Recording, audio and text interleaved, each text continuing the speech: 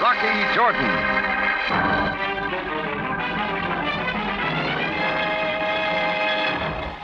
This is the Cafe Tambourine? That's what the sign says out front. You are Rocky Jordan? Yeah, who are you? They call me Kaibir. Arabic, meaning big. You sure live up to your name, Kaibir. And who's your chum? Hawk. Let's have that again. Hawk. Arabic, meaning brother. Okay, what's it about? What are you doing here? We come to watch. Watch what? You, Mr. Jordan. Sorry, I don't put on a floor show. Now, look, Kaibir, and, Hawk. Is that all he can say? He talks little, but he watches well. All right, I'll go along with the gag. You're going to watch me. And exactly what am I going to do that's worth watching? You, Mr. Jordan, are going to help make right a great wrong. Right or wrong, huh? And until you do, we sit at that table and watch.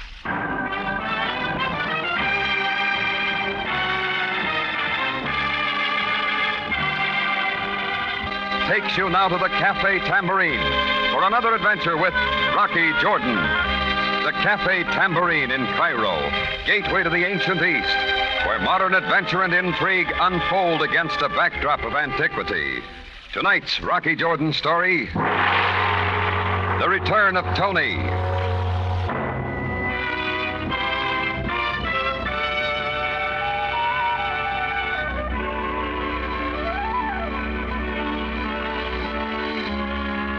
Well, that was the beginning, when two Sahara Huskies planted themselves at a table in my tambourine, explaining that they'd come to watch me. They just sat there, never taking their eyes off me. Then I had another visitor. He didn't belong in a place like my cafe either. He was native, shabby, and small, except for his ears. His name was Arnab, Arabic meaning rabbit. A most delightful good morning, Jordan, sir. Sure, Arnab, but the seats are for the customers. As you say, Effendi, for the customers. Serve me now, sir. Just what do you want? Why, the arak, perhaps? A double, of course. Of course. I will say when. I'll bet you will. When? Now we are living. Here is looking toward you, Effendi. Hold it, Arnab. 10 piastres comes first. And I will pay. There you are. A $5 bill, American. Huh? And keep the change, my good gentleman. Hey, look, supposing we cut the act. No matter what else you may be, you're a good Muslim, and no good Muslim ever took a drink. Now, what's it about? So, you choose to insult a good customer. Very well, I will take my business to elsewhere. Arnab hadn't touched his drink, and the bill still lay on the counter. I grabbed it, figuring to cut him off at the door. That's when I saw something else. A folded slip of paper he placed carefully under the bill. I let Arnab go and had a look. There was a note in a woman's handwriting, and it read, Dear Rocky, I'm in desperate need of your help. Please, if I ever meant anything to you, come at once. It was the name below that meant something. Toni Sherwood. And without even saying goodbye to my two watchers, I was out front catching a taxi.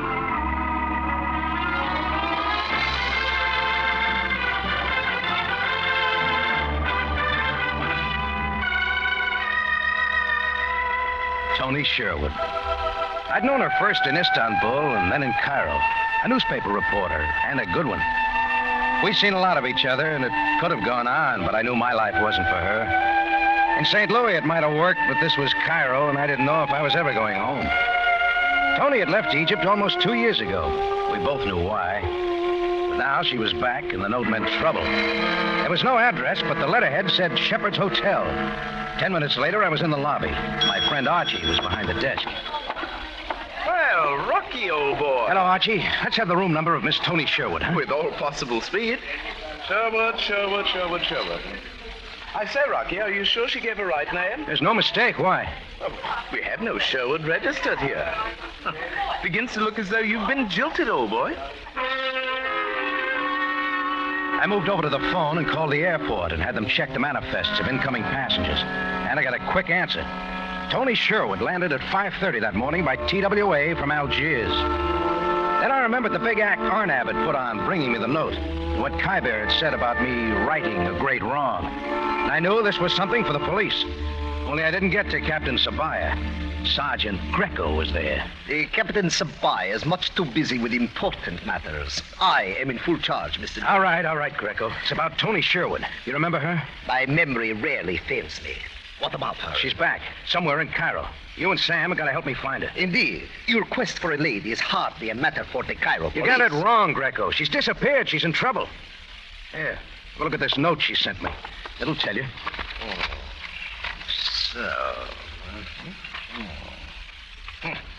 Her feelings for you are made quite obvious, Mr. Jordan. There's more than that, Greco. Then why does the message not say so? Tony wouldn't send for me like this unless it was something big. Now, where do I get to Sam? I repeat that he is not here. His entire day is taken directing the guard for the ceremonies attending the return to Cairo of Milad Yeager. Yeager? The big humanitarian, leader for world peace? What would he need a guard for? Because he is a man of importance. Now, I suggest that you take your game of hide and seek elsewhere. Is that clear, Mr. George? Sure, Greco. I shouldn't have wasted my breath.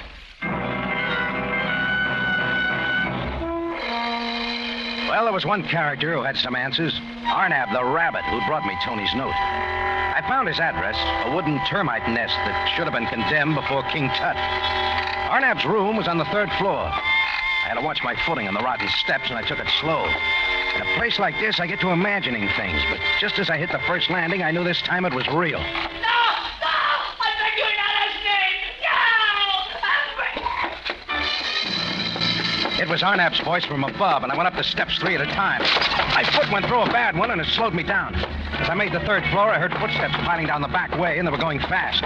Arnab's door swung open, and I went in, sure of what I'd find. The room was in a shambles with signs of a fight everywhere. But Arnab was gone.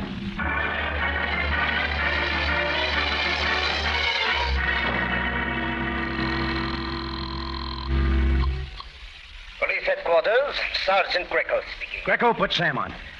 Mr. Jordan, I have told you the Captain's supplier is with Milad Yeager. Get him, will you? I am quite sure he is no more interested in your amours than I am. If this concerns Miss Toni Sherwood. You've got another one to look for now. Arnab. And who is he? He's the guy who brought Tony's message. He's gone, too. I shall convey your report to the Bureau of Missing Persons. Is that quite all, Mr. Jordan? Ah, forget it, Greco. I'll find her myself.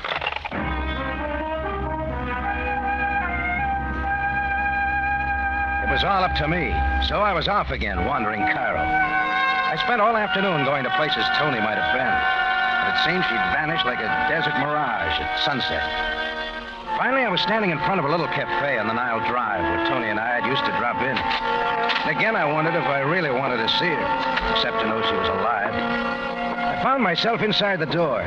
That's when I thought I was imagining things again. But she was real. Toni Sherwood, the same soft red hair, the same slender, intense face. She was there, calmly munching a sandwich and sipping coffee. Rocky!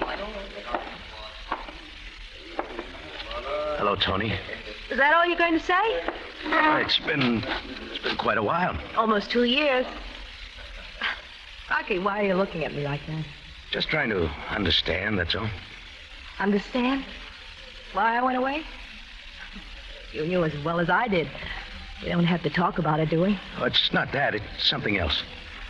Why you're here now? I'm still a newspaper gal, Rocky. I didn't have to give that up, too. An assignment? What kind? Wouldn't you know? I'm a woman, so naturally they don't give me the big stuff. My specialty is romance. That's a laugh. Toni... In Switzerland, it's Rita and Ollie's baby. In Algiers, it's the wedding of Sheikh Ahmed Ben Malouki. In Cairo, what else? King Farouk's latest romance. Read all about it. Toni Sherwood sees all... Toni, why did you send for me? Why did I send for you? Yeah, this note. Rocky, I didn't write this note. You didn't write it. No, I swear I didn't.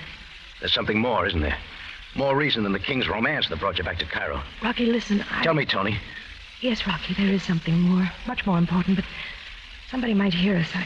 I can't tell you here. Then come on. Let's go where you can. We got out to the sidewalk looking for a taxi, but another car was at the curb. The driver's face was turned the other way. I caught the glint of his gold cufflinks, but nothing more, because just then the back door swung open and 2 men were out. Who else but my 2 watchers, Kybir and Hot. Only now they were busier. Into the car, madame, and quickly. No, Rocky, help me! Kybir dragged her toward the car as his brother hugged in my path. I swung with everything I had. He just stood there, so I swung again. It was like punching a stuffed elephant. I suddenly twisted past him and was half inside the car when the lightning struck with a judo cut from behind. I hit the sidewalk, and the ringing in my ears mixed with the roar of a motor car.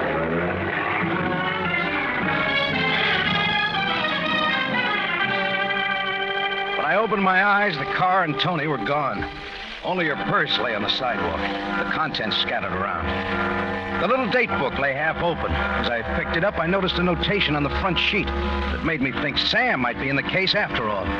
It said, Jaeger, 9 p.m. But I was thinking about something else. It was all clear now. Me, the finger man, who'd done just what somebody had wanted me to do.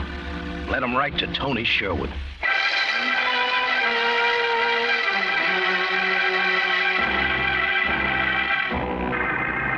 Presenting tonight's adventure with Rocky Jordan.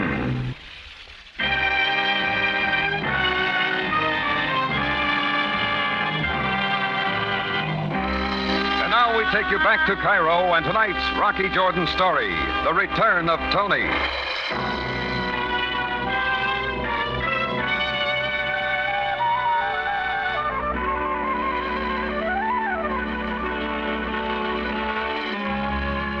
Well, one thing was clear now. I'd been sent to find Toni, only for someone else. Now she was in their hands, and I alone was to blame. So I had to find her again. This time it wouldn't be so easy. Anyhow, I knew a kidnap was something to open Sam's eyes, so I got straight to headquarters. Sam was there this time. And rest assured that this will be given... Sam, I gotta see you. Jordan, can you not see that I'm occupied? I'm leaving, Captain Sibaya. There's nothing more I can say for now. Very well, Mr. Jaeger. Jaeger, did you say? Yes. Mr. Jaeger, this is Mr. Jordan. A pleasure, Mr. Jordan. Yeah, we got a mutual friend. Toni Sherwood. Sherwood? There are so many people. Yeah, sure. Captain, I shall depend on you then about this matter. As you say, Mr. Jaeger, as you say. I hardly need repeat the urgency. Until tonight, then. Goodbye, Captain. Goodbye. Mr. Jordan. Jordan, will you kindly explain to me what this is about? So Greco didn't tell you. Tell me what? About Toni Sherwood. She's been kidnapped. Toni Sherwood? When did this occur? Less than half an hour ago, down on the Nile Drive. Big brother act named Kybir and Hawk dragged her into a car. Somebody else was there, but I didn't get a look. Are you going to do something, Sam? Abduction is certainly an affair for the police. Well, let's start with Jaeger. Milord Jaeger, Jordan? I got the feeling he was putting some kind of pressure on you. There could be no possible connection. Now, look at this date book that dropped out of Toni's purse. Jaeger, 9 p.m. Not surprising, Jordan. Being a newspaper woman, she was undoubtedly to cover the reception in Mr. Jaeger's home. You, of course, know who he is. Oh, sure. Humanitarian, peace leader. When did he get home? At 5:30 this morning from Algiers. Jordan, do you not read the papers? Well, I've been a little busy. Look here. His picture, all about him here on the front page. Mm-hmm. Who are the others? The good-looking lady. Oh, she is Zelda Stanton, one of his entourage. Quite wealthy, I understand. And the big guy with the mustache, Stephen Vacco. Jaeger's secretary. So you see, Miss Sherwood's abduction could hardly be traced to such a thief. Yeah, maybe. Jordan, the police will act at once to find Miss Sherwood. However, if someone else should find her first... Meaning me, Sam? Start placing your bets. So I was off to follow another lead I should have thought of before. The note written on Shepherd's Hotel stationery. There I got Archie to let me compare the handwriting in the note with signatures on the hotel register. I found one that matched. A woman's name, and it meant plenty. Zelda Stanton, a follower of humanitarian Jaeger's cause. And her room was 259. Yes? Jordan's the name, Rocky Jordan. Well, what do you want? You sent for me, Zelda. I sent for you. You sent for me, only you signed the name of Toni Sherwood. It's your handwriting. Here, look at it. What?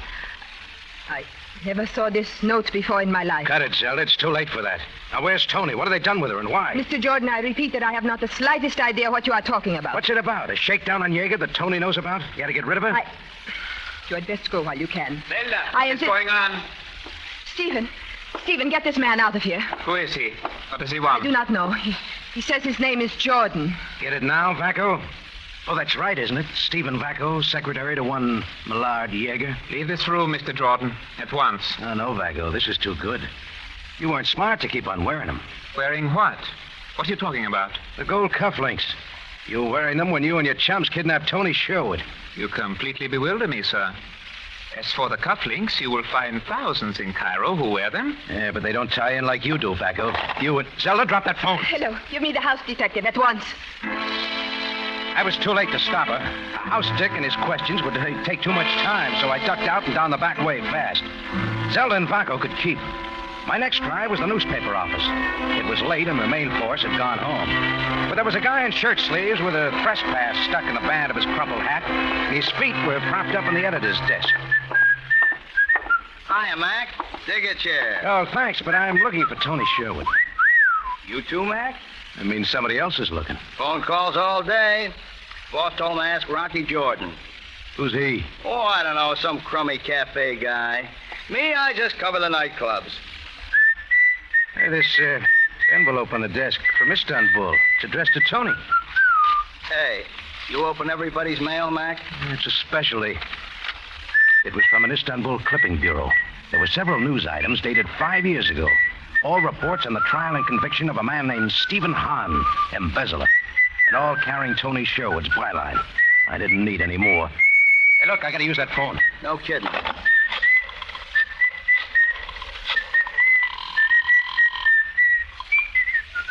Police headquarters, Sabaya speaking. Rocky again, Sam. Jordan, I cannot talk now. I am at this moment leaving. Just one thing about Millard Yeager. He was pressing you about something. What's Yeager scared of? Swindle? Embezzlement? Sam, you still there? I am here, Jordan. Thanks, Sam. That's all I wanted to know. Hey, did you ever try whistling through your hat, Scoop? No, too inconvenient. Here, let me help you. Great kidder, ain't you, Mac? Shoving his hat over his face gave me a chance to lift his press pass. I was going to need it to get me into a big reception at the home of Millard Yeager. It took me half an hour to find his house in Cairo's outskirts, a mixture of the best continental and Egyptian, complete with backyard shed with the usual pigeon roost on top. The party was in full swing, and the pass got me in. Ah, Mr. Jordan, is it not? That's right, Mr. Yeager. I was not aware that you were with the press. Oh, they sent me the last minute. Oh, good. I trust that you will enjoy yourself. Please make yourself at home. I moved around till I spotted Zelda Stanton with some other guests. I didn't show myself and kept looking for somebody else, Stephen Vaco. He wasn't there. I tried some other rooms, then I stepped out the side door and stood there wondering my next move. A sudden fluttering of wings from the back caught my ear, and I saw it was a bunch of pigeons flying out of their big roost. They wouldn't do that at night unless something was going on inside. I moved carefully back till I stood at a small half-open door to the shed. Inside, somebody was scratching around what looked like some filing cases with a small flashlight. I stepped in. Come here. Who is it? Jordan. Still at it, aren't you, Vaco? No.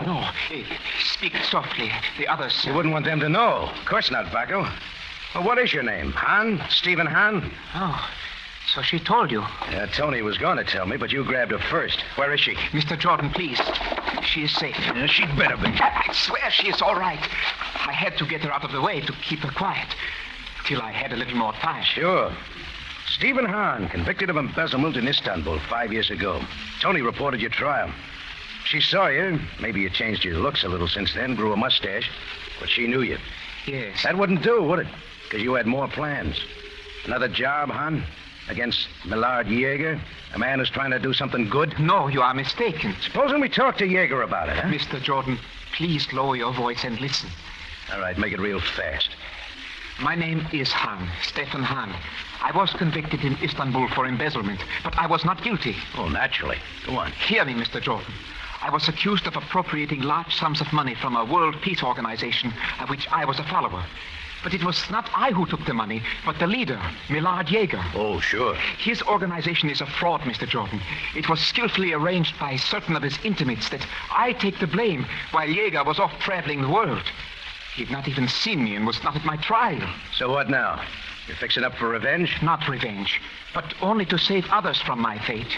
Yeah, like Khyber said, I was going to help right a great wrong. I am here only to find conclusive evidence that Millard Yeager is operating a gigantic fraud. So all that had to wait till now, huh? Mr. Jordan, after my release from prison a year ago, I gained Yeager's confidence and soon became his secretary. Try as I might, I could get nothing on him. I knew that Jaeger's return to his home in Cairo was my last chance. Only Toni saw you and recognized you. When, on the plane from Algiers this morning? Yes. She kept looking at me. I knew that I must stop her before she told Jaeger who I was. You lost her at the airport, so you called her paper and got my name. That's when Zelda wrote the note that sent me to find Toni for you. That means Zelda's on your side. Well, we are quite fond of each other. When she learned of what I was trying to do, she agreed to help me. And that leaves Arnab, who knew too much. What did you boys do with him? He is safe and well, held in a little court north of Giza. That where Toni is, too? Yes. Mr. Jordan, I wish neither her nor you any harm. But if I could make you believe that... Do you think the stuff in those files will help? Well, look for yourself. It is all here.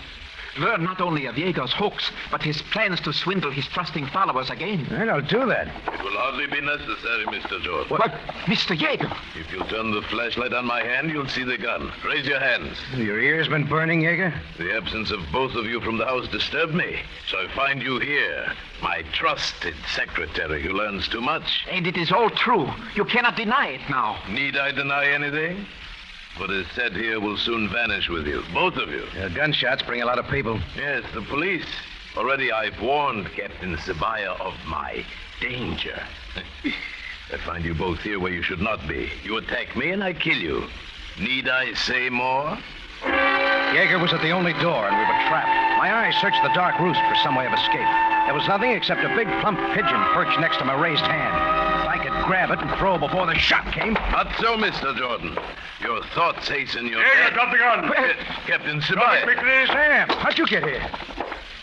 Did not Mr. Jaeger himself get me assigned to protect him? Yes, I did, but not here. And why not? While my patrol were in front and in your house, I chose to cover the back for possible intruders. I had just stepped in here to investigate when Mr. Hahn came. Then you, Jordan. Then you, Mr. Jaeger. Need I say more? In just a moment, Rocky Jordan returns to conclude tonight's story. Back now to Rocky Jordan for the conclusion of tonight's story.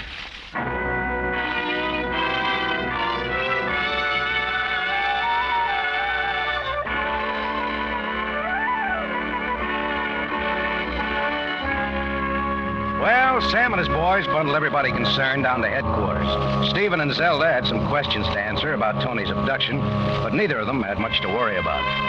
Me, I caught a taxi the quickest way out of the court north of Giza. Kybir and his brother Hawk were there guarding the door, but when I told them what had happened, they faded into the night. Toni and little Arnab were inside and safe. I put Arnab in the taxi for home, and Toni and I hired a horse-drawn Gary back to Cairo. What are you thinking about, Rocky? Oh, you've got your story. It's a big one. You got it for me. Just like old times. Old times. Yeah, today's the way it always was. Oh, but I didn't mean it that way. Danger, violence, that's all you'd ever find with me, Toni. And don't ask me why. I never did ask. It's not for you. What you want is a home, a quiet one, not like this. You always did tell me what I wanted. Why couldn't I ever decide? You would decide, Toni, but too late. Can't you see it really wouldn't work? Please. We're at it again, aren't we? We won't talk about it anymore. That's better. Anyhow, we can see each other while you're in Cairo. You won't be too busy for that. Rocky. Yeah? Yeah, I'm so terribly fed up with everything. Chasing all over the continent after nothing. I'm going home, Rocky. Home? Mm-hmm. To St. Louis. Yeah, that's something you want. Don't we both? It's snowing here now. Maybe the lake at Forest Park is frozen over. Yeah, and I'll bet they blocked off Hastings Hill for the bobsleds. No river excursion boat, but that can wait till summer. Oh, Rocky, why don't you ever go back? I'm sorry. I promised once I'd never ask you that again. Well, you're here to ask it. That's what counts. Yes, Rocky. I'm glad that note brought you to me this once more. Even if I didn't send it.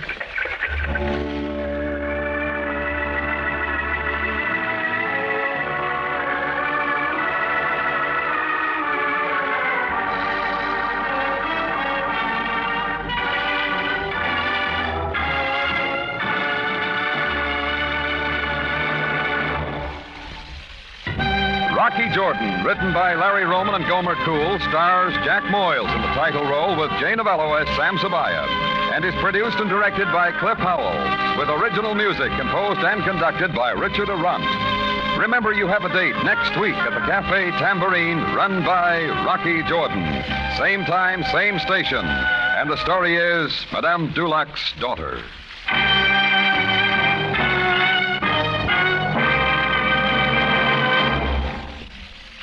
Larry Thor speaking. Rocky Jordan is presented over CBS, the Columbia Broadcasting System.